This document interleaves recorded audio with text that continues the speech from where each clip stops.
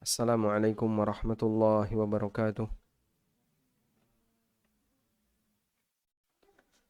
Alhamdulillahi rabbil alamin. Wassalatu wassalamu ala ashrafil mursalin. Nabiyyina wa maulana Muhammadin wa ala alihi wa sahbihi ajma'in. Wa ashhadu an la ilaha illallah wahdahu la syarika lah. Wa ashhadu anna Muhammadan abduhu wa rasuluh.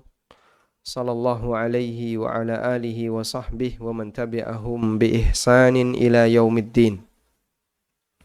Alhamdulillah, puji syukur kita haturkan kehadirat Allah Subhanahu wa taala. Di kesempatan sore hari ini kembali kita melanjutkan kajian rutin yang diselenggarakan oleh komunitas Jokam ya, Jogja Utara Kampus. Namanya Jokam. Dan insyaallah yang akan kita bahas masih di buku Khudh Aqidatak. Pertanyaan yang ke-19. Bagi Bapak Ibu yang membawa buku silahkan dibuka di halaman 35. Penulis menyebutkan pertanyaan yang ke-19. Apa yang harus kita lakukan jika setan menggoda kita untuk menjawab pertanyaan?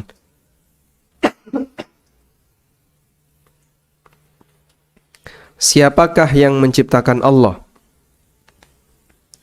Jika ada setan yang menggoda manusia, kemudian dia iseng, ini iseng setan atau godaan serius? Mengajak manusia untuk bertanya-tanya siapa yang menciptakan Allah. Maka jawabannya, jika setan membisikkan pertanyaan semacam ini kepada salah satu di antara kita, maka mintalah perlindungan kepada Allah dari godaan setan. Sebagaimana yang Allah firmankan, wa imma yanzaghannaka minasyaitani nazghun fasta'idz billah innahu huwas samiul alim. Dan jika setan mengganggumu dengan satu gangguan atau dengan gangguan apapun bentuknya, fasta'idz billah, maka mintalah perlindungan kepada Allah. Innahu huwas samiul alim, sesungguhnya dia zat yang maha mendengar lagi maha mengetahui. Oleh karena itu bagian dari kalimat ta'awud, teks yang dibaca Nabi SAW, A'udzu billahis sami'il alim minasyaitonir rajim. A'udzu billahis sami'il alim minasyaitonir rajim. As-Sami'ul Alim ini disebutkan di surat Fussilat ayat 36. Di mana Allah Subhanahu wa taala mengajarkan ketika kita mendapatkan godaan setan apapun godaannya, fasta'idz billah innahu huwas samiul alim. Mintalah perlindungan kepada Allah, sesungguhnya dia zat yang maha mendengar lagi maha mengetahui. Sehingga ini kita wujudkan dalam bentuk ketika kita mengucapkan ta'awud dengan kalimat a'udzu billahis sami'il alim minasyaitonir rajim.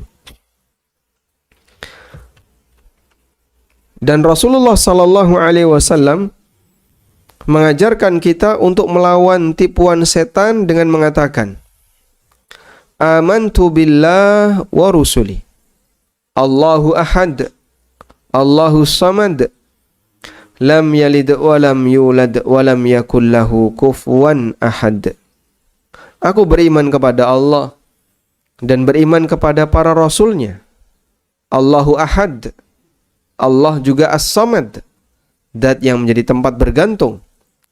Lam yalid, dia tidak beranak, walam yulad, dan tidak dilahirkan. Walam yakul lahu kufuwan ahad, dan tidak ada yang sekufu dengan Allah, ahadun, siapapun. Sekufu artinya memiliki kesetaraan dengan Allah Subhanahu wa taala. Lalu dia meludah ke arah kiri sebanyak 3 kali sambil memohon perlindungan kepada Allah dari godaan setan. Sambil mengucapkan a'udzubillahi minasyaitonirrajim, terus meludah ke arah kiri 3 kali. Tapi meludah yang dimaksud Bisa bentuknya adalah meludah sungguhan apabila tempatnya memungkinkan. Tapi kalau tempatnya tidak memungkinkan seperti di masjid atau di dalam rumah atau di tempat tertentu yang kita tidak mungkin meludah, maka bisa gunakan tisu. Kalau tidak ada, maka meludahnya dengan mengeluarkan angin diiringi dengan titik-titik air. Jika hal ini dilakukan, maka godaan setan itu akan lenyap dan menyebabkan iblis terusir darinya. Di sini ada footnote. Ini adalah inti dari hadis sahih yang diriwayatkan oleh Bukhari, Muslim, Ahmad, dan Abu Dawud. Tayyib. Jamaah dimuliakan Allah Subhanahu wa taala. Setan menggoda manusia dan dia bersemayam dalam hati. Kadang dia membesar, kadang mengecil. Oleh karena itu Allah Subhanahu wa taala menyebut godaan setan dalam hati itu dengan sebutan Al-Khannas. Al-Khannas. Al-Khannas artinya adalah alladzi takhannasa. Sosok yang menyelinap. Sehingga dia terkadang datang dan membesar dan terkadang mengecil, menyelinap dalam hati. Karena itu godaan setan bertingkat dan berbeda-beda tergantung suasana hati dari seorang hamba. Allah Subhanahu wa taala ajarkan di surat An-Nas, min syarril waswasi al-khannas. Kita berlindung kepada Allah yang merupakan Rabbun Nas, Malikin Nas, Ilahun Nas. Rabbun Nas, Malikun Nas, Ilahun Nas. Qul a'udzu bi Rabbin Nas, Malikin Nas, Ilahin Nas. Min syarril waswasil khannas. Alladzi takhannasa fi qalbil ibad. Yang khannas itu menyelinap di dalam hati hamba. Yang namanya menyelinap itu terkadang nongol dan terkadang sembunyi. Dalam situasi tertentu setan nongol di posisi ketika hamba lalai kepada Allah, maka dia nongol terang-terangan, tidak ada rasa takut sehingga dia nongol. Dalam posisi tertentu dia bersembunyi ketika hati seorang hamba sedang dalam kondisi zikrullah, sehingga waswas khannas ini terkadang membesar dan terkadang mengecil, tergantung suasana batin seorang hamba. Oleh karena itu orang yang selalu berzikir kepada Allah, kenapa secara umum mendapatkan pelindungan dari setan? Karena setan tidak akan berani untuk menguasai hati seorang hamba yang dia diliputi dan dipenuhi dengan zikrullah. Tayyib. Nah, kemudian di antara godaan setan adalah godaan dalam bentuk akidah yang menyebabkan orang itu ragu terhadap keyakinannya. Godaan akidah adalah godaan yang menyebabkan orang itu menjadi ragu terhadap keyakinannya. Salah satunya apa? Manusia dibuat ragu berkaitan keyakinan dia dengan Allah Subhanahu wa taala. Nah, di antaranya ini. Ketika ada orang selalu berpikir, ini ayam dari telur. Telur dari ayam. Terus ayamnya dari Allah menciptakan ayam. Allah itu menciptakan ayam atau menciptakan telur yang pertama kali? Ayam atau telur? Ayam, bukan telur. Telur dulu atau burung dulu? Burung dulu. Baru burungnya bertelur. Baik. Untuk binatang yang dia bertelur seperti burung ya, ayam, kemudian ular dan seterusnya. Itu yang duluan binatangnya atau telurnya?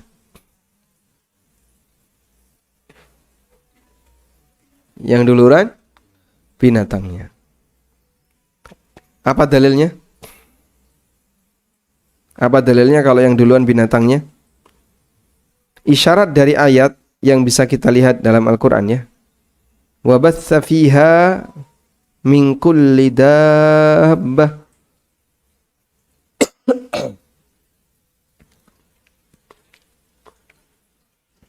Allah Subhanahu wa taala berfirman, setelah Allah menceritakan proses penciptaan langit dan bumi, wa ma anzalallahu minas sama'i mim ma'in fa ahya bihil arda ba'da mautiha wa batsa fiha min kulli dabbah. Allah turunkan air ke atas permukaan bumi. Fa ahya bihil arda. Lalu Allah hidupkan bumi itu mim ba'di mautiha, yang sebelumnya dalam kondisi mati. Wa batsa fiha, dan Allah menebar fiha, di muka bumi itu, min kulli dabbah, semua dabbah. Apa itu dabbah? Sedaya sing grememet niku dabbah. Yang gremet-gremet itu namanya dabbah. Yang bergerak itu namanya dabbah. Jadi dabbah artinya semua makhluk yang bergerak. Maka manusia ini dabbah, binatang juga dabbah, cacing-cacing itu juga dabbah. Karena semua yang bergerak itulah dabbah.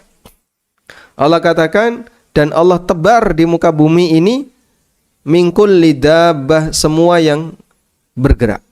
Dan yang dimaksud adalah binatang, makhluk yang bernyawa.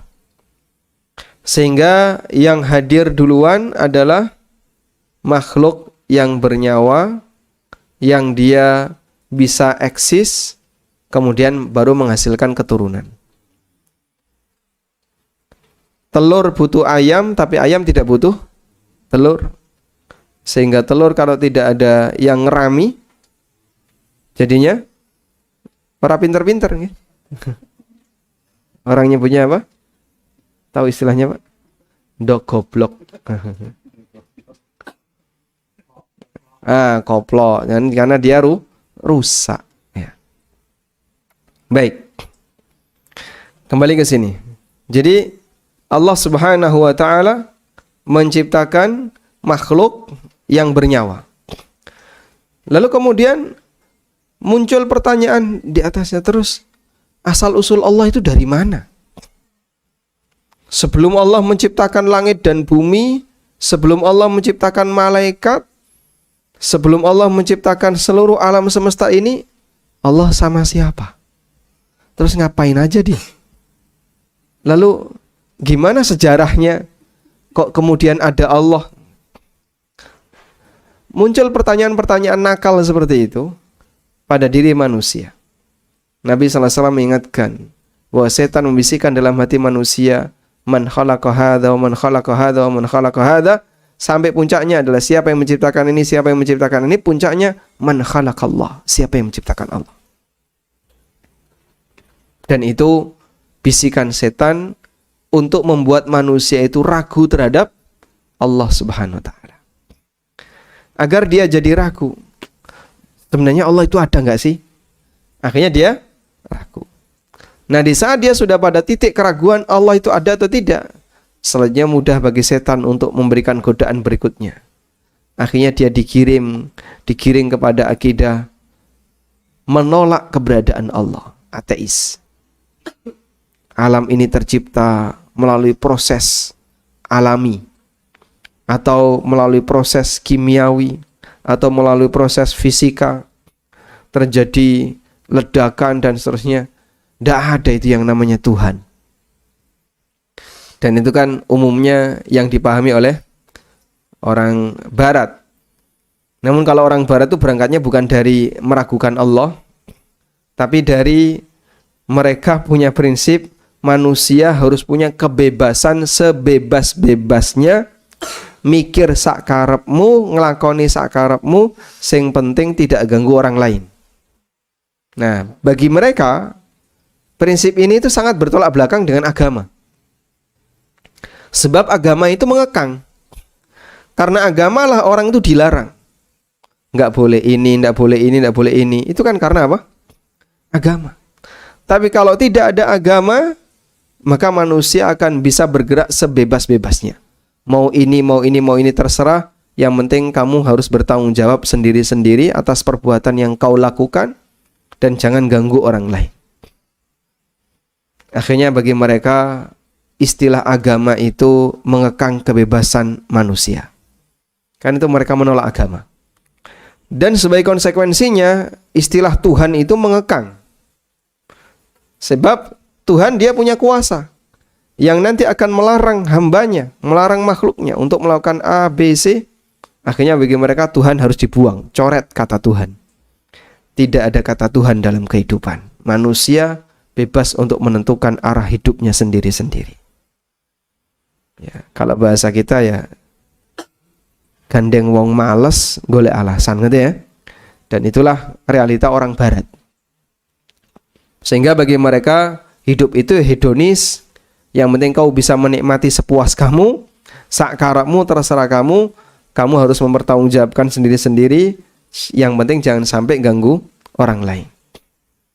Berangkat dari situlah kemudian mereka menolak keberadaan Tuhan. Tayyib. Dan mereka juga menghormati orang yang bertuhan. Makanya kalau ada Muslim, ya kamu terserah kamu mengakui Tuhan. Saya nggak mengakui Tuhan, terserah kamu. Karena kita punya logika yang berbeda. Itu bagi mereka. Baik. Nah, dalam posisi seperti ini, mukmin diganggu oleh setan untuk diajak gimana caranya agar dia ragu terhadap Tuhan. Nah, salah satu di antara proses gangguan itu adalah dikasih pertanyaan-pertanyaan tadi. Pertanyaan itu tiba-tiba muncul yang tidak direncanakan. Cuman manusia itu kan membuat sebuah postulat. Postulat itu apa ya? Rancangan teori. Yang itu disebabkan karena pengalaman sehari-hari yang dia saksikan dalam indera dia sehari-hari. Namanya sesuatu itu pasti ada asal-usulnya. Sehingga di depan saya ada benda seperti ini. Air mineral plus botol. Ini kan pasti ada asal-usulnya. Air mineral ini asal-usulnya dari mana? Oh, dari sumur ini. Lalu diproses oleh perusahaan ini. Botol ini asal-usulnya dari mana? Oh, ini dari pabrik ini. Pabrik itu bahan bakunya apa? Logika manusia berjalan sesuai dengan apa yang dia indra. Lalu logika semacam ini digunakan untuk memikirkan Tuhan. Akhirnya dia membuat konsep tentang Tuhan. Kok Tuhan itu ada? Bahan bakunya apa? Coba masnya, kelas berapa mas? Kelas berapa? Kelas 1, Masya Allah. Bobotnya berapa? Beratnya berapa? Gak tahu, belum nimbang. Yang namanya manusia kan berapa persen cairan? 80% isinya air. Makanya kalau kita kurang minum air Pak, nanti kempes badannya Pak ya. Kita perbanyak minum air. Bismillah.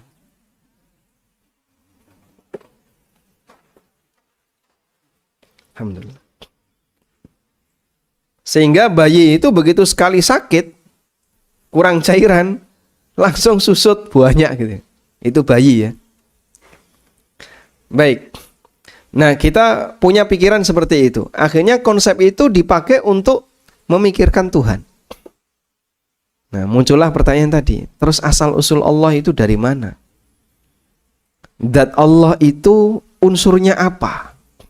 Materi kimianya apa? Kemudian bagaimana kok bisa terjadi kayak gitu? Nah, kalau manusia kan mereka tahu melalui proses bagaimana ketika sel sperma bertemu dengan ovum terus bertahap jadilah manusia. Maka kita jawab antara Tuhan dengan makhluk berbeda. Kau jangan samakan. Jangankan antara kau dengan Tuhan, dengan jin saja sudah beda. Dengan malaikat, beda. Sehingga Allah ciptakan ini dari unsur A, Allah ciptakan yang ini dari unsur B, yang ini Allah ciptakan dari unsur C, dan seterusnya. Oleh karena itu, semacam ini akan hadir dalam hati manusia disebabkan karena rasa keingintahuan, lalu didorong oleh setan sehingga membuat orang itu jadi ragu tentang Allah Subhanahu wa taala. Ini masalah realita yang ada di masyarakat. Selanjutnya kita bicara solusi. Terus kalau terjadi seperti ini solusinya apa, Pak? Kalau terjadi seperti ini solusinya apa? Pertama, yang perlu kita sadari, keberadaan was-was semacam ini adalah bukti adanya iman dalam hati. Keberadaan was-was semacam ini adalah bukti keberadaan iman dalam hati. Apa dalilnya? Disebutkan dalam hadis riwayat Muslim, Ahmad dan yang lainnya dari sahabat Abu Hurairah radhiyallahu anhu. Beliau menceritakan, ja'ahu nasun min ashabihi. Suatu ketika ada beberapa orang di kalangan sahabat yang datang kepada Nabi sallallahu alaihi wasallam. Faqalu, lalu mereka bertanya, ya Rasulullah, najidu fi anfusina syai'a nu'adzimu an natakallama bih. Ya Rasulullah, dalam hati kami terdapat perasaan yang kami itu enggak berani untuk mengucapkannya. Tiba-tiba muncul perasaan lintasan batin yang kami itu takut, enggak berani untuk mengucapkannya. Ma nuhibbu allana wa anna takallamna bihi. Kami tidak ingin ada perasaan semacam itu, dan sehingga muncul was-was semacam ini justru apa? Bukti kalau seorang hamba itu punya iman. Maka ketika muncul was-was semacam ini, pertama, jangan sampai membuat kita jadi ragu, jangan-jangan saya sudah keluar dari Islam, atau jangan-jangan saya sudah murtad, jangan-jangan saya sudah tidak mukmin lagi. Tidak perlu demikian. Justru ketika muncul perasaan semacam ini, keyakinan yang perlu kita hadirkan, berarti ini bukti dalam hatiku ada iman. Paham di sini? Baik. Artinya Nabi SAW menyampaikan itu kepada para sahabat, berarti kamu mukmin, kamu bukan orang yang murtad. Adanya perasaan itu, godaan itu bukti kalau kalian adalah mukmin. Karena ada sebagian orang ketika muncul perasaan semacam ini terus dia ketakutan sampai dia membayangkan dirinya telah murtad. Berarti iman saya sudah hilang. Akhirnya dia ketakutan, ini terus dia ragu, saya itu masih muslim atau tidak sih? Muslim enggak muslim, saya ini bingung saya. Nah, udahlah tak murtad sekalian, murtad terus mlebu Islam meneh. Daripada dia ragu, sama seperti orang ya, ketika mau sholat dia ragu. Tadi ngentut enggak ya, ngentut enggak. Terus ngeden. Kenapa kamu ngeden? Untuk memastikan, Mas. Udahlah daripada ragu itu kan enggak enak ya. Ragu itu enak enggak? Enggak nyaman. Mutaraddid, orang yang ragu itu enggak nyaman. Yang enggak itu beban bagi batin. Makanya orang yang yakin langkahnya pasti itu lebih ringan daripada ragu. Dalam posisi ketika orang itu ragu, mutaraddid, dia ragu, itu beban bagi batin. Tadi ngentut enggak ya? Diten kayak pisan ngentut. Nah, ini pasti dah wudu sekarang. Daripada ragu. Ada orang yang seperti itu, Pak. Dalam posisi ketika dia ragu. Jangan-jangan saya sudah murtad. Jangan-jangan saya sudah keluar dari Islam. Akhirnya sekalian dia membuat dirinya murtad, menghina Allah dia. Atau menyatakan saya murtad, keluar dari Islam. Atau kalimat-kalimat yang semisal, terus setelah itu dia bersyahadat ulang masuk Islam lagi. Untuk meyakinkan bahasanya, biar dia nggak ragu, apakah dia murtad atau tidak. Masya Allah, ini orang yang salahnya kebablasan, sampai dia melakukan dosa yang sangat besar, yaitu murtad. Yang andaikan begitu dia murtad lalu mati, waliyadzubillah, maka tidak akan diampuni selamanya. Ya. Andaikan dia murtad lalu kemudian dia mati dalam posisi murtad, waliyadzubillah, dia tidak akan diampuni selamanya. Dan itulah yang dikehendaki oleh setan. Biar orang ini ragu dengan imannya. Ketika dia ragu dengan imannya, lalu dia menyatakan dirinya telah murtad. Ada salah satu mahasiswa di Jogja, kalau boleh saya nyebut kampusnya ya, termasuk, boleh nyebut kampusnya, enggak usah ya. Pokoknya salah satu mahasiswa kampus besar di Jogja.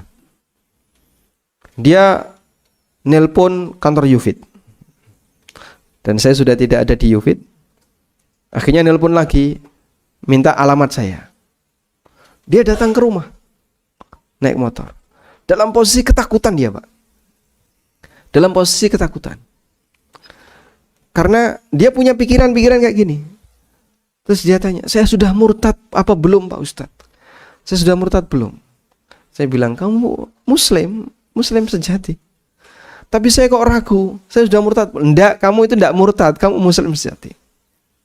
Tapi kok saya enggak yakin kalau saya ini sudah murtad atau belum. Kamu Muslim. Dan dia masih ragu, tak suruh udah pulang aja. Kamu enggak ada masalah apapun. Ini bisikan setan, godaan setan agar membuat kamu ragu.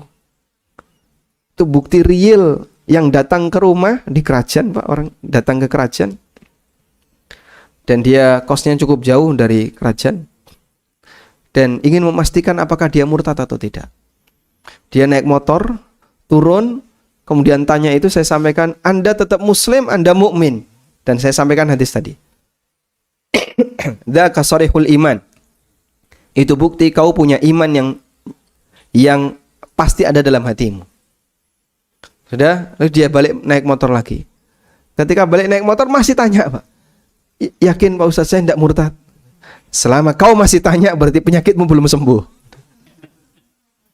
Sudah nggak boleh tanya lagi. Selama masih tanya, jangan-jangan masih ragu, berarti dia belum sembuh. Karena obatnya cuma satu, jangan digubris. Dan saya minta, udahlah nggak usah dipikirkan, jangan digubris. Ini orang pertama. Orang kedua, Pak, mahasiswa juga datang bareng ibunya. Ngubungi saya, terus minta ketemu anak saya itu stres, punya beban berat. Kenapa? Terus dia datang ke kerajaan juga bareng sama ibunya. Terus dia mengutarakan penyakit yang sedang dia alami. Apakah saya kesurupan Pak Ustadz? Tolong diruqyah.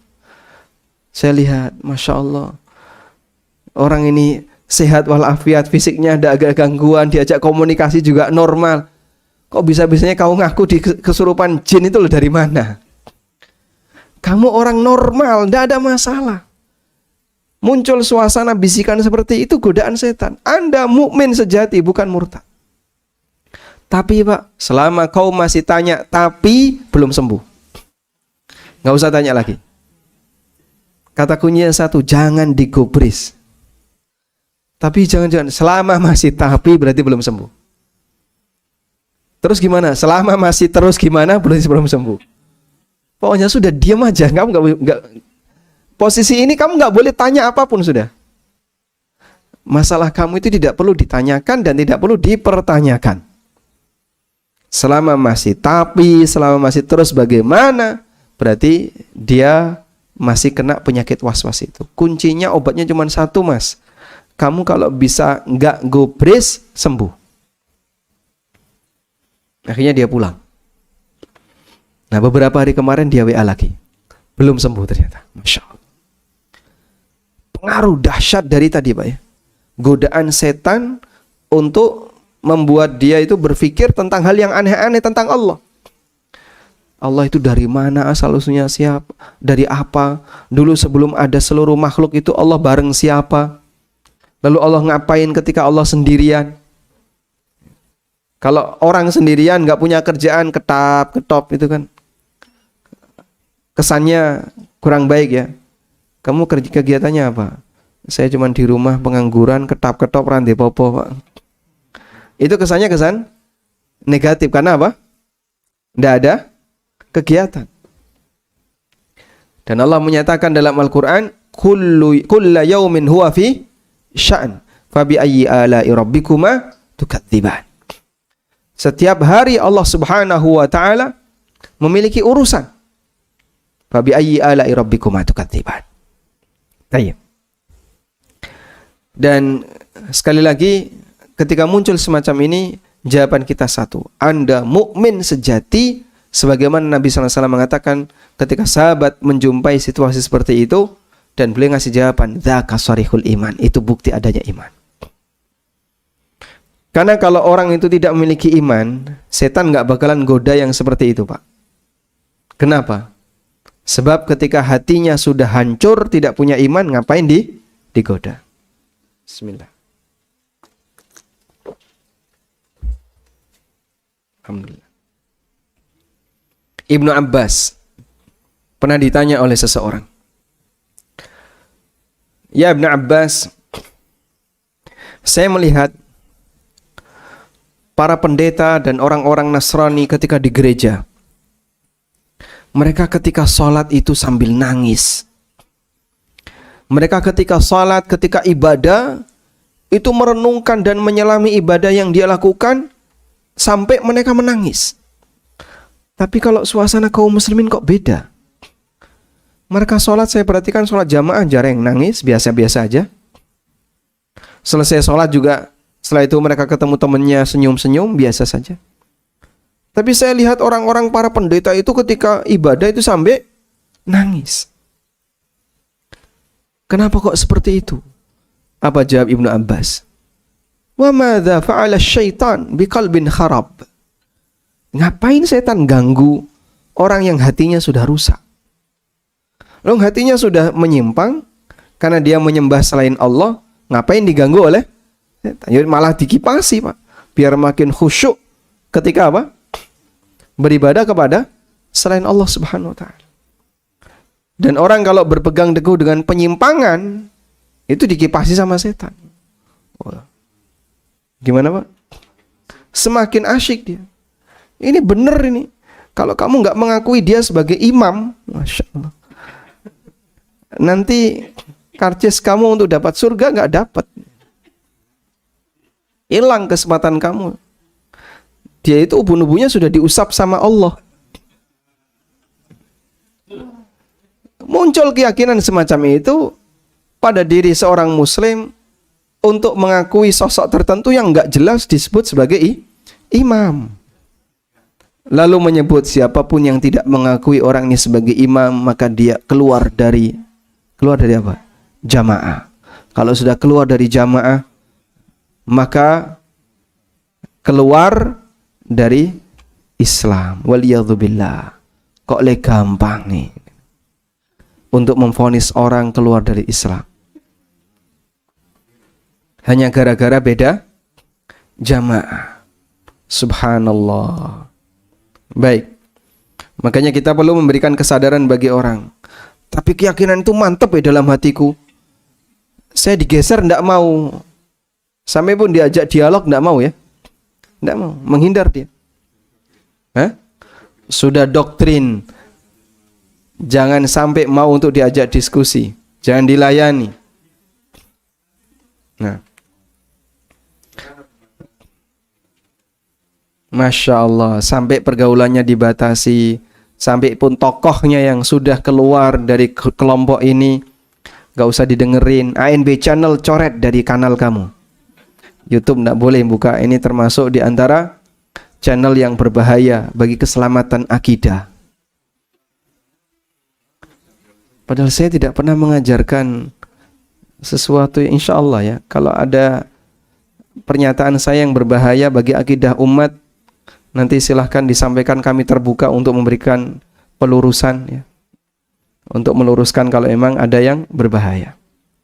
Kecuali kalau berbahaya bagi kelompok tertentu itu lain bahasan ya. Masya Allah. Bismillah.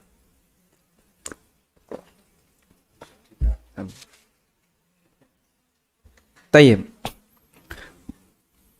Alhamdulillah. Jadi ini yang pertama ya. Kalau muncul bisikan-bisikan seperti itu dalam hati, maka yang pertama yang perlu diyakini, ini tidak merusak iman, tidak menghilangkan iman. Dan Nabi SAW bahkan menyebut para sahabat yang tadi punya suasana batin seperti itu, beliau sebut dzaka sarihul iman, itu bukti ada iman dalam batinmu. Selanjutnya, yang kedua, ketika seseorang mengalami situasi semacam ini, maka dia perlu bangga. Bangga kenapa? Karena ternyata setan gak mampu mengubah akidahnya. Sehingga setan hanya bisa menggoda sampai tingkatan was-was. Setan hanya bisa menggoda sampai tingkatan was-was. Artinya kamu tetap mukmin, akidah kamu tidak geser, dan kamu tetap muslim yang sejati, mukmin, tetap mukmin, akidah kamu tidak geser. Godaan setan itu hanya sampai pada tingkatan was-was. Karena itu Nabi SAW pernah mendapatkan pengaduan dari sebagian sahabat berkaitan dengan kasus yang sama. Coba kita tampilkan hadisnya. Rasulullah SAW ketika mendapatkan pengaduan semacam ini, ja'a rajulun ilan nabi sallallahu alaihi wasallam. Faqala ya Rasulullah, datang seseorang kepada Nabi sallallahu alaihi wasallam. Lalu dia mengatakan, ya Rasulullah, inna ahadana yajidu fi nafsihi ya'ridu bisyai' li'ayyakuna hamhamatun li'ayyakuna hamammatun ahabba ilaihi min ayyatakallama bih. Ya Rasulullah, di antara kami terkadang muncul dalam hatinya perasaan, aneka perasaan yang kami tidak ingin untuk mengucapkannya. Kami sama sekali tidak ingin untuk mengucapkannya. Andaikan ada ancaman besar di hadapan kami, kami tetap tidak akan mengucapkannya. Kemudian Nabi SAW mengatakan, Allahu Akbar, Allahu Akbar, Allahu Akbar. Alhamdulillahilladzi radda kaidahu ilal waswasah. Allahu Akbar, Allahu Akbar, Allahu Akbar. Alhamdulillahilladzi radda kaidahu ilal waswasah. Segala puji bagi Zat yang menolak tipu muslihatnya hanya sampai tingkatan was-was. Tingkatan was-was itu tidak sampai menyentuh posisi yang paling dalam dari keyakinan dan i'tikad seorang hamba. Sehingga ibaratnya begini. Setan menyerang sebuah rumah. Dalam rumah ini ada iman. Yang iman itu menjadi sasaran utamanya. Tapi ternyata gangguan setan hanya bisa berada di teras saja. Pak, orangnya cuma ganggu di depan teras saja. Setelah itu kabur. Oh, berarti memang orangnya pengecut. Nabi SAW mengatakan ketika mendapatkan informasi dari seorang sahabat, ya Rasulullah, dalam hati kami ada situasi semacam ini, perasaan semacam ini. Nabi SAW mengatakan, Allahu Akbar, Allahu Akbar, Allahu Akbar, Alhamdulillahilladzi radda kaidahu ilal waswasah. Allahu Akbar. Segala puji bagi Allah yang dia menolak tipuan setan hanya sampai pada tingkatan was-was. Mau sampai teras, sampai halaman, gak berani masuk. Padahal imannya ada di dalam. Artinya itu gak ngefek sama sekali. Itu bukti setan kalah terhadap iman kamu. Itu bukti setan kalah terhadap iman kamu. Sehingga gangguan dia hanya sampai pada tingkatan was-was. Tidak sampai bisa mengubah iman. Beda kalau dia nyerang sampai ke dalam, lalu imannya dibuang, kemudian diganti dengan kekufuran. Nah, itu yang bahaya. Berarti setan berhasil. Tapi tidak sampai demikian. Masya Allah. Masya Allah. Tayyib. Karena itu jamaah yang dimuliakan Allah, dan hadis ini adalah hadis yang sahih riwayat Abu Dawud, Ahmad dan yang lainnya dari sahabat Ibnu Abbas radhiyallahu anhuma. Ini menunjukkan bahwa keberadaan bisikan setan tadi di samping sama sekali tidak mempengaruhi iman, justru oleh Nabi SAW disebut itu kemenangan bagi seorang mukmin, karena setan gangguannya hanya sampai tingkatan was-was, setelah itu dia pergi. Allah Subhanahu wa ta'ala menolak gangguan itu hanya sampai pada tingkatan was-was.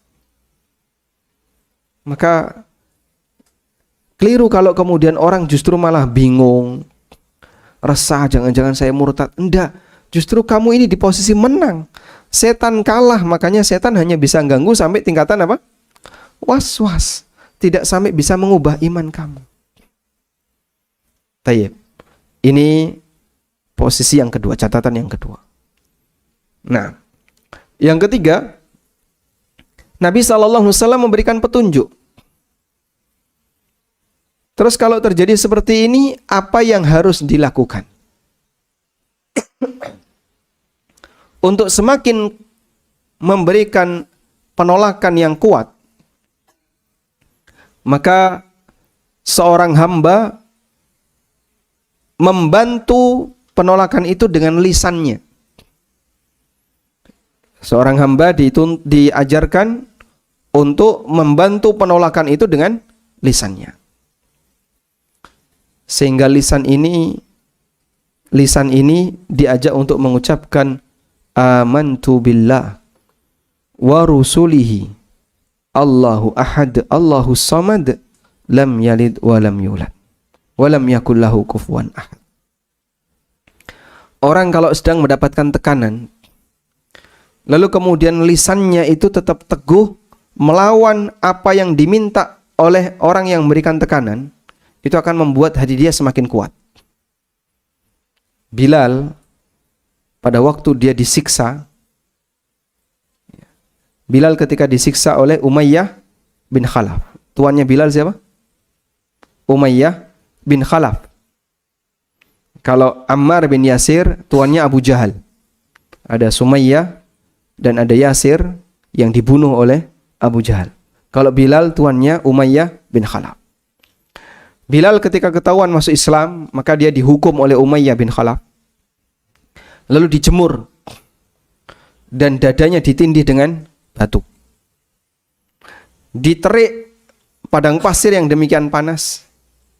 Ada salah seorang syekh yang memberikan gambaran, andaikan Anda nyeplok telur di situ, matang, Pak. Telur kalau diceplok di situ matang. Tapi ini ditaruh di dada orang. Batu panas itu ditaruh di dada Bilal. Dan kemudian disaksikan oleh Abu Bakar As-Siddiq, lalu Abu Bakar membeli Bilal dan membebaskan Bilal. Dalam posisi itu Umayyah memaksa Bilal untuk mengucapkan kalimat kesyirikan. Namun Bilal selalu mengucapkan apa? Ahadun ahad, ahadun ahad, ahad, ahad, ahad. Penguatan terhadap batin agar dia tidak berubah adalah dengan mengucapkan ahad, ahad, ahad. Maka demikian pula ketika orang sedang mendapatkan gangguan. Penguatan dia agar dia tidak berubah adalah ucapkan Allah, Allah, Allah, subhanallah, Allah, la ilaha illallah, la ilaha. Ayo, kamu kalau enggak, nanti kamu akan saya bunuh. Kalau enggak sujud kepada selain Allah, kepada kuburan misalnya, kamu akan saya bunuh. Tapi dia dengan tegar tetap mengucapkan, saya tidak mau, la ilaha illallah, la ilaha illallah, la ilaha illallah. Sampai akhirnya dia mati, itu akan menguatkan hati seorang hamba. Dengan ikrar yang diucapkan oleh lisan. Oleh karena itulah Nabi SAW ajarkan, kalau ada bisikan semacam itu, obati dengan mengucapkan amantu billah wa bi rusulihi. Aku beriman kepada Allah dan beriman kepada para rasulnya. Dengan cara demikian akan meneguhkan hati dia sehingga dia tidak terpengaruh dengan godaan setan tadi, agar jangan sampai terucapkan. agar perasaan dalam hati tadi jangan sampai terucapkan. Ya. Karena kan kadang tiba-tiba muncul perasaan ya. Yang perasaan itu bisa jadi oleh seseorang ditahan agar jangan sampai terucap. Suami istri berantem. Malam hari berantem. Masya Allah. Kadang dalam situasi kayak gitu, tiba-tiba muncul dalam hati suaminya. Apa Pak? Pengen pisah. Kan? Istri juga sama. Tiba-tiba muncul dalam perasaannya pengen pisah. Tapi ada yang bisa nahan dan ada yang tidak bisa nahan. Yang sumbunya pendek, muntap. Keluarlah kalimat cerai. Atau yang perempuan minta khulu. Itu sumbunya pendek. Yang sumbunya panjang, ketika dalam hati itu arep munggah karena dawa Pak medun meneh. Betul Pak ya? Makanya gambaran orang yang cerdas menurut orang Arab adalah orang yang badannya tinggi. Ya. Kalau pendek dalam arti sumbu pendek itu duwe apa saiki langsung muntap. Langsung keluar sesuatu. Baik. Oleh karena itu dengan mengucapkan kalimat ini menahan apa yang ada dalam perasaan itu agar tidak muncul dalam lisan. Sehingga dia tidak sampai mengucapkan kalimat kekufuran sesuai dengan apa yang diinginkan dalam hatinya. Lalu diiringi dengan mengucapkan a'udzubillahi minasyaitonirrajim, terus meludah ke arah kiri 3 kali. A'udzubillahi minasyaitonirrajim, terus meludah. Insyaallah dengan cara seperti ini akan menghilangkan gangguan setan tadi sehingga orang ini tidak lagi muncul bayangan-bayangan tadi. Dan dari semua itu obat yang paling mujarab adalah satu, yaitu jangan digubris. Saya pun pernah mengalaminya dan mungkin Bapak Ibu juga pernah mengalaminya. Tiba-tiba muncul pertanyaan nakal dalam hati kita. Dari mana asalnya Allah? Lalu Allah dulu sebelum ada langit, bumi, sebelum ada makhluk, Allah sama siapa? Terus ketika Allah ciptakan, awal mula Allah ciptakan itu bahan bakunya dari mana? Tanah dengan Nabi Adam duluan mana? Hah? Duluan? Kenapa? Adam diciptakan dari tanah. Wa khalaqal insana min tin. Dan Allah ciptakan manusia dari at-tin, dari tanah. Tsumma ja'ala naslahu min sulalatin min ma'in mahin. Sementara keturunannya Allah jadikan dari sulalatin min ma'in mahin, dari air yang hina, yaitu air mani. Baik. Lalu ketika Allah Subhanahu wa taala ciptakan Adam dari tanah, berarti kan ada unsur tanah dulu. Kemudian Allah ciptakan Adam dari unsur tanah. Malaikat dengan cahaya duluan mana? Duluan cahaya. Nah, ketika Allah ciptakan malaikat dari cahaya, berarti ada cahaya. Lalu Allah jadikan cahaya itu sebagai malaikat. Nah, yang jadi pertanyaan adalah, terus sebelum Allah menciptakan itu semua, bahan bakunya apa? Kan kadang muncul pertanyaan nakal seperti ini. Maka yang pertama kita perlu yakini ini tidak mengganggu iman. Yang kedua, ini justru bukti setan kalah dalam menggoda sehingga dia hanya bisa sampai pada tingkatan was-was. Dan yang ketiga, tolak dengan mengucapkan a'udzubillahi minasyaitonirrajim, amantu billah wa rusuli, a'udzubillahi minasyaitonirrajim, terus meludah ke arah kiri 3 kali. Udah? Yang paling penting dalam ini adalah jangan diteruskan. Udah, nggak usah digubris. Insyaallah hilang. Walhamdulillah. Baik. Selanjutnya kita tambahkan satu pertanyaan lagi. Pertanyaan yang ke-20. Apa bahaya syirik besar? Syirik besar menyebabkan seseorang mendapatkan hukuman yang kekal di neraka. Sebagaimana firman Allah, "Innahu may yusyrik billah faqad harramallahu 'alaihil jannah wa ma'wahun nar wa ma lidh-dhalimina min ansar." Siapa yang berbuat syirik kepada Allah, maka Allah haramkan dia masuk surga, wa ma'wahun nar, dan tempatnya di neraka. Allah haramkan surga, tempatnya di neraka. Berarti dia kekal di mana, Pak? Di neraka. Dan Nabi SAW juga bersabda, "Man laqiyallaha yusyriku bihi syai'an dakhalan nar."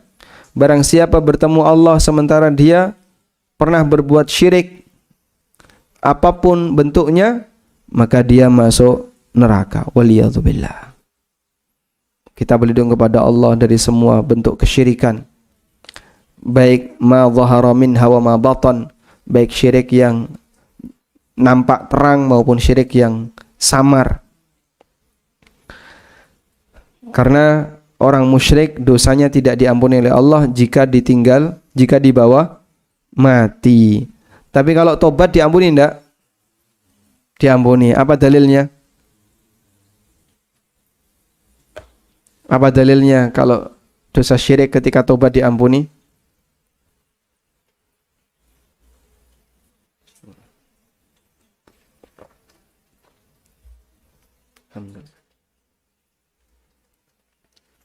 Sudah pernah tahu dalilnya? Punya pernyataan tentang perbuatan Allah harus ada dalilnya. Qul li'ibadiyalladzina asrafu ala anfusihim la taqnatu min rahmatillah innallaha yaghfirudz dzunuba jami'a. Katakan kepada hamba-hambaku yang dia tenggelam dalam kemaksiatan, yang dia berlumur dengan dosa, la taqnatu min rahmatillah, jangan putus asa dari rahmat Allah. Innallaha yaghfirudz dzunuba jami'a.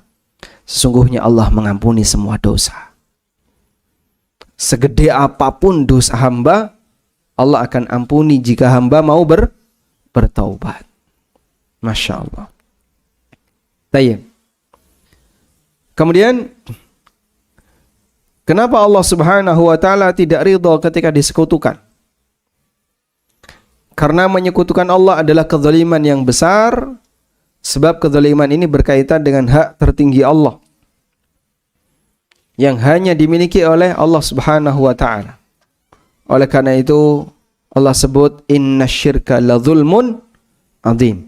Sesungguhnya syirik adalah kezaliman yang besar, sehingga pelakunya tidak diampuni oleh Allah Subhanahu wa ta'ala. Wallahu a'lam. Kita tambahkan satu lagi sebelum masuk bab baru. Apakah amal perbuatan orang musyrik bermanfaat baginya? Bermanfaat dalam arti bernilai pahala. Jawabannya tidak. Amal perbuatannya tidak bermanfaat baginya sehingga tidak bernilai pahala. Allah berfirman, "Walau asyraku lahabita anhum ma kanu ya'malun." Kalau mereka berbuat syirik, maka akan terhapus anhum dari mereka ma kanu ya'malun, amal baik yang telah mereka kerjakan.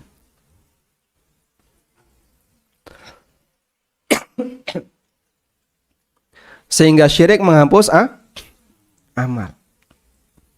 Ada orang pernah sedekah, pernah menyantuni anak yatim, pernah ini, lalu dia berbuat syirik, maka dengan kesyirikan yang dia lakukan, seluruh amal yang dia kerjakan tadi hilang.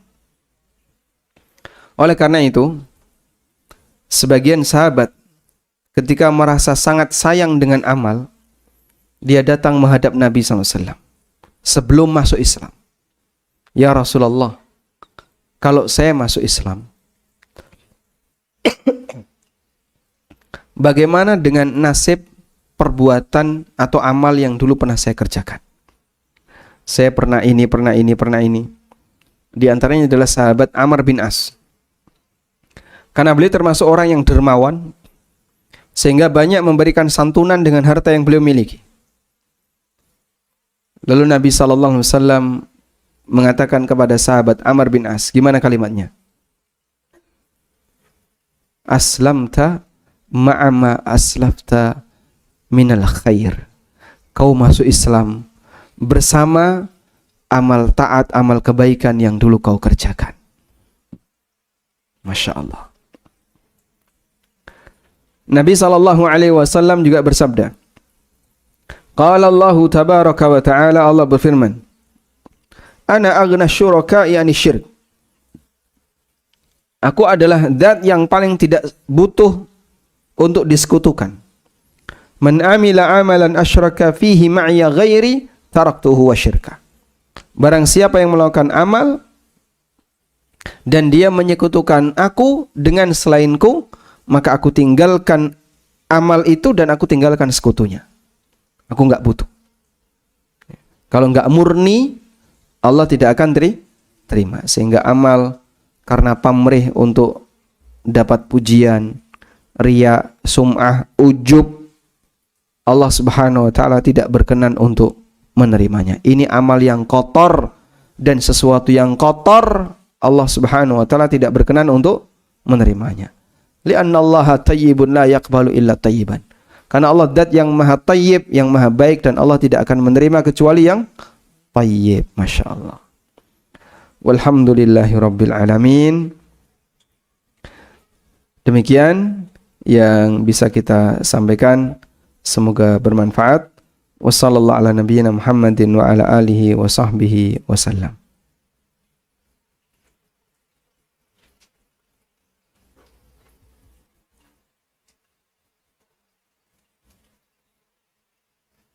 Baik, ada yang mau disampaikan? Silakan.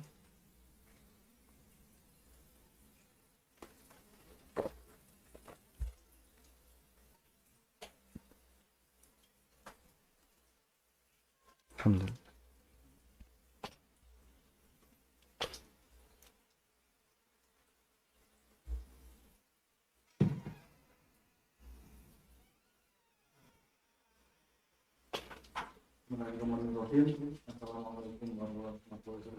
Waalaikumsalam warahmatullahi wabarakatuh.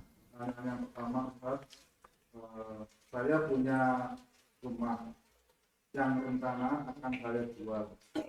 Terus saya berpesan kepada anak-anak, bila umur saya nggak nyampe atau meninggal, tanah itu nanti kalau laku, masing-masing anak dapat 1/4 bagian, dalam kurung 2 anak perempuan sebagai hibah.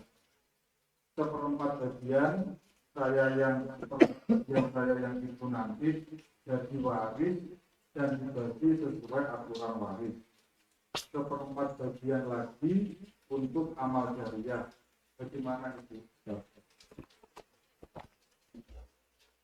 Alhamdulillah. Nah,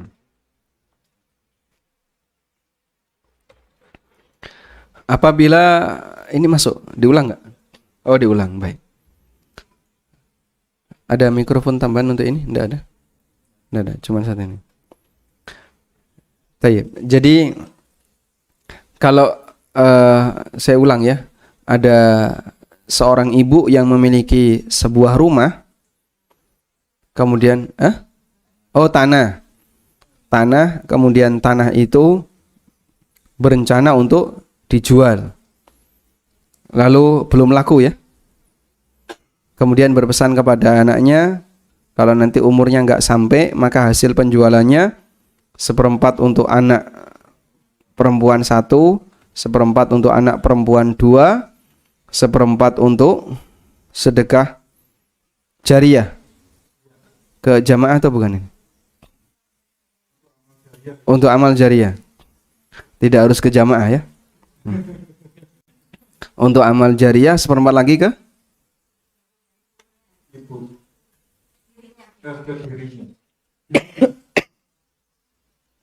Seperempatnya bagian dirinya.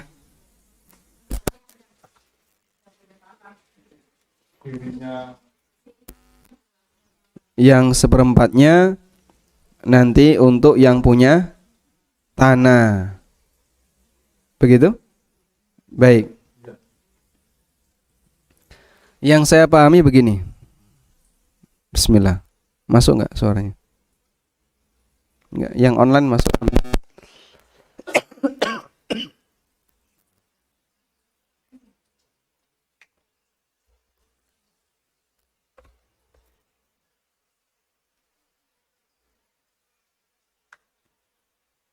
Cek. Bismillah. Atau pakai ini aja enggak apa-apa.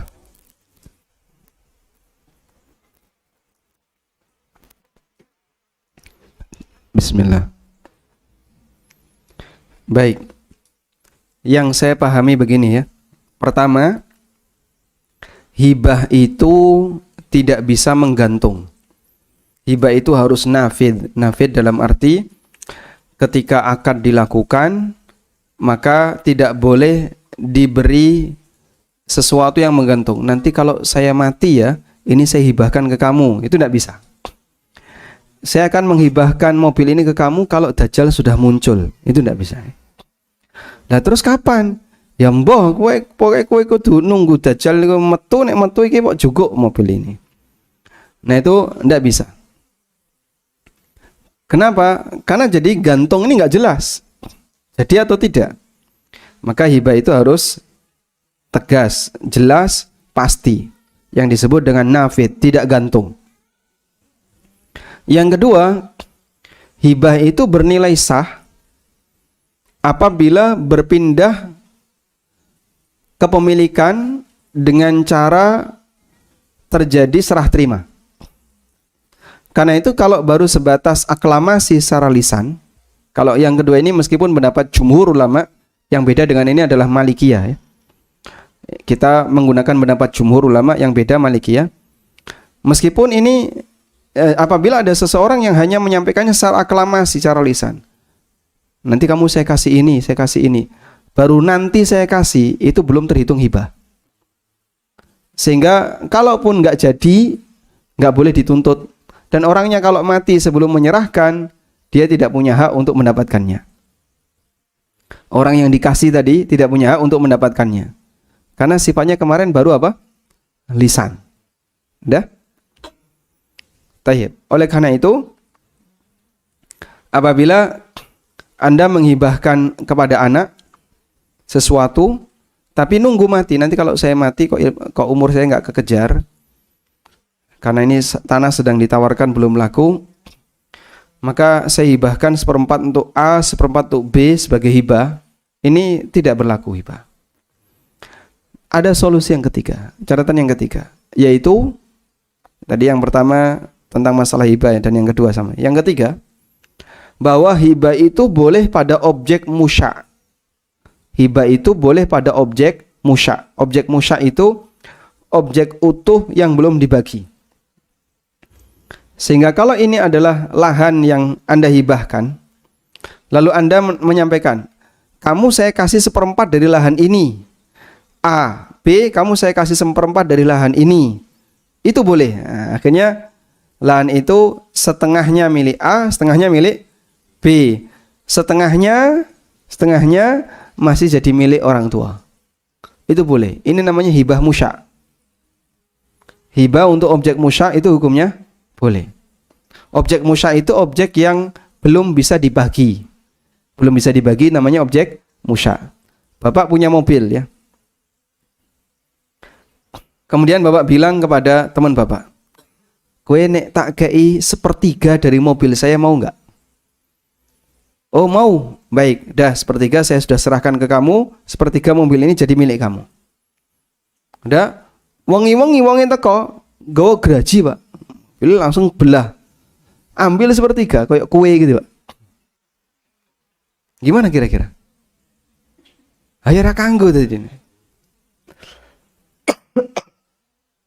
Nggak bisa seperti itu. Terus gimana Pak? Katanya saya sudah dikasih 1/3. Iya, kamu dikasih 1/3. Ini namanya objek musya'. 1/3 itu tidak harus kemudian kok pritili siji-siji. Jikok bane siji atau 1/4 lah. Bane dijukuk siji, terus tire dibagi papat. Kemudian nanti apanya lagi jendelanya dibongkar satu. Enggak gitu. Enggak, biarkan aja jadi mobil utuh. Itu milik kamu 1/4-nya ada di situ. Itu namanya objek apa? musya. Nah, objek musya ini ketika dijual, hasilnya nanti orang ini punya hak sekian persen. Sesuai dengan jatah yang dia punya. Paham insyaallah? Baik. Karena itu mungkin sebagai solusi ibu langsung hibahkan aja sekarang. Udah tanah ini seperempat wekmu wes. Udah. Kalau mau pecah sertifikat, andaikan itu lahan kering, kalau mau pecah sertifikat, langsung dibuat pecah sertifikat bisa. Kalau sawah berarti dikuningkan dulu, baru kemudian pecah sertifikat. Wallahu a'lam.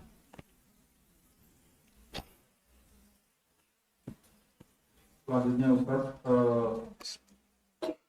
mengenai masalah hibah lagi, sepengetahuan kami hibah itu hanya boleh sepertiga dari harta sepengetahuan kami. Nah, apakah aturan hibah itu seperti itu, dan hibah itu hanya boleh diberikan saat pemberinya itu masih hidup? Nah, apakah aturan seperti itu, dan apabila hibah itu melebihi sepertiga, apakah itu hibah itu batal atau bagaimana? Apakah hibah itu maksimal hanya sepertiga? Jawabannya bukan. Hibah itu boleh semuanya. Boleh lebih dari sepertiga, boleh bahkan semuanya.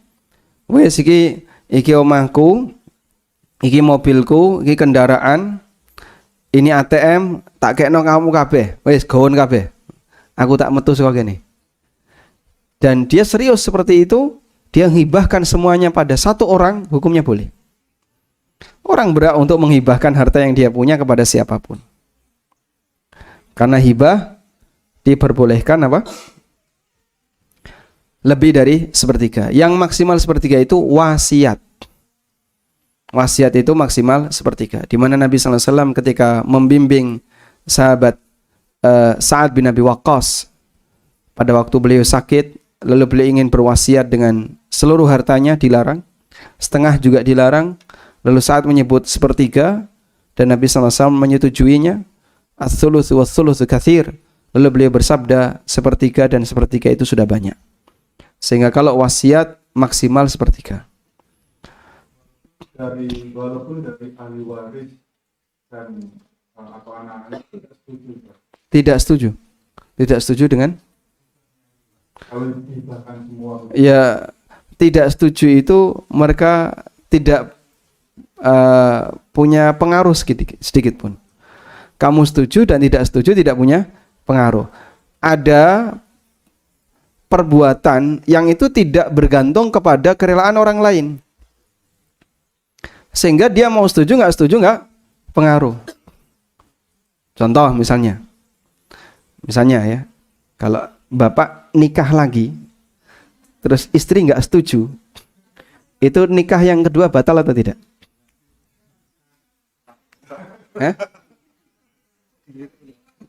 Kurang seru lah jawabnya.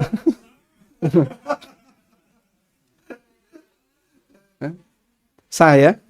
Sah. Sehingga istri pertama mau setuju nggak setuju, ngefek nggak? Tidak. Secara aturan agama itu tidak berpengaruh. Tapi pernikahan bapak tidak akan bisa diresmikan oleh negara kalau tidak ada tanda tangan istri pertama. Tapi itu kan aturan undang-undang, bukan aturan syariat. Artinya syariat tidak mengharuskan seperti itu.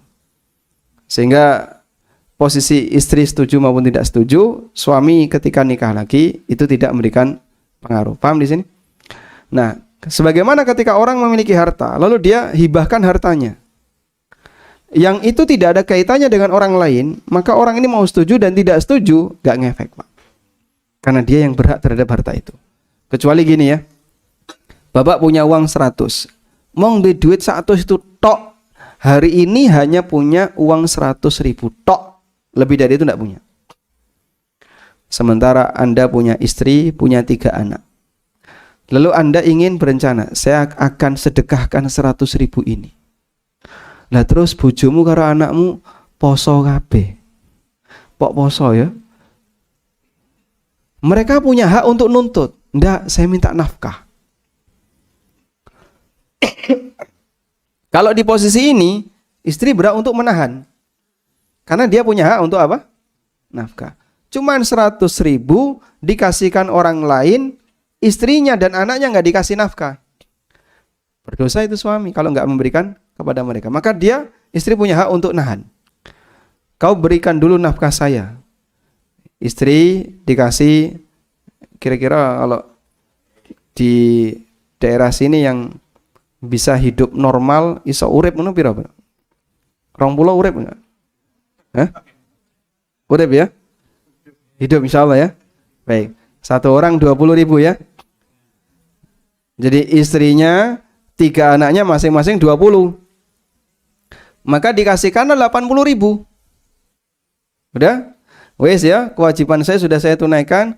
Kamu sudah saya kasih nafkah minimal untuk bisa hidup. Kasihlah 20.000. Wong itu insya Allah urip ya, 20.000.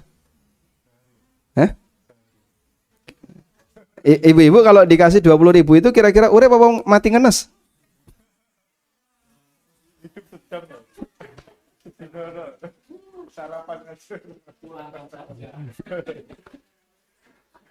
Nah, ketika dia sudah memenuhi kewajiban itu, sisanya berhak bagi suami untuk mensedekahkan.